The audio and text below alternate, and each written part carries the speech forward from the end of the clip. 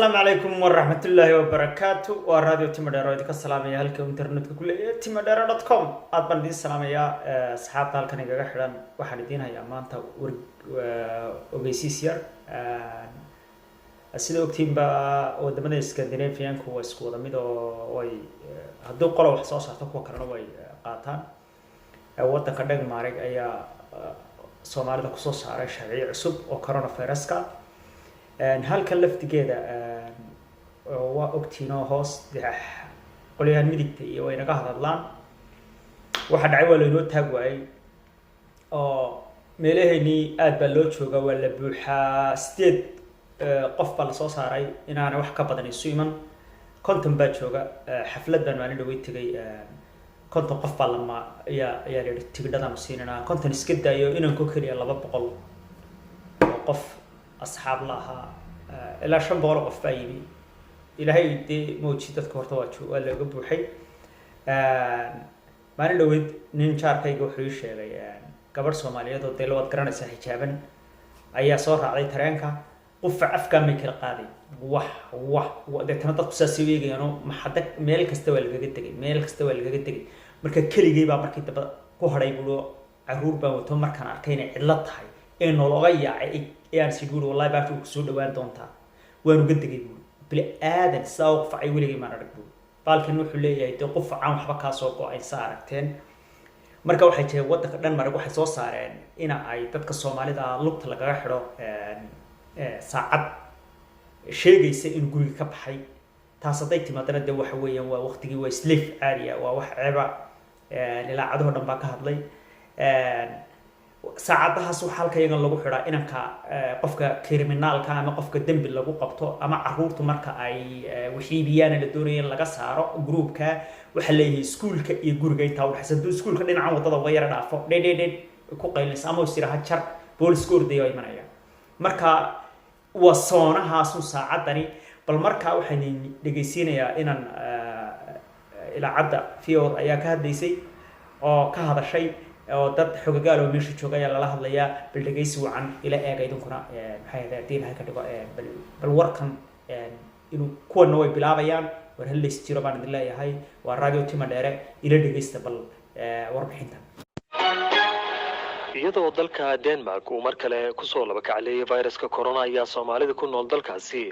waxa lagu soo waramayaa inaysan raacin awaamirta dawladda ay soo rogtay oo kamid ah in aan la isku iman iyo in aan guriyaha laga soo bixin balse waxa la sheegayaa in qofka Soomaaliga ah ee uu haleelo viruskan lagu xiro katiinad GPS ah oo dhaqaaqiisa lagu la socdo haddaba waa maxay sababtu waxaan murtaasi wax ka weydiinay Xasan Qaasim Daahir oo kamid ah Soomaalida ku nool Denmark wariyaha Kowsar Maxamed Cabdullaahi ayuu waramay حتى حالته waxay maraysaa Soomaalida magaalada Denmark caasimada labaad laga helay cudurka Soomaalida ilaa 40 qof si fiican bay u maraysaa way qabteen marka waa la wacdi galiyay dadkii Soomaalida ururadii waaweynaan oo ka qayb galeen wacdi galinta dawladda ay wado waxa jira warar sheegaya in kooxaha midigtu ay soo jeediyeen in qofka Soomaaliga ah hadii corona uu ku dhaco lagu xiro katiinada GPS-ka ah oo loo adeegsado dambiilayaasha maxaa ka jira in hadda dawladda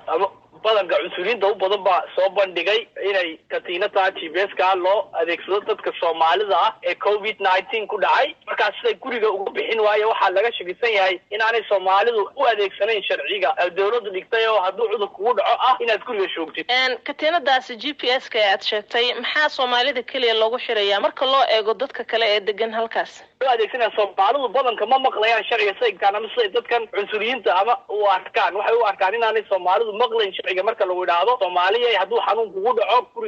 guriga ma shoogayaan baa laga weerarsan yahay marka waxa la yiri waa in qasab guriga lagu joojiyo oo loo xiro katiinad GPS oo la soconaysa haduu guriga ka baxo isagoo loo ogolayn guriga baxo qof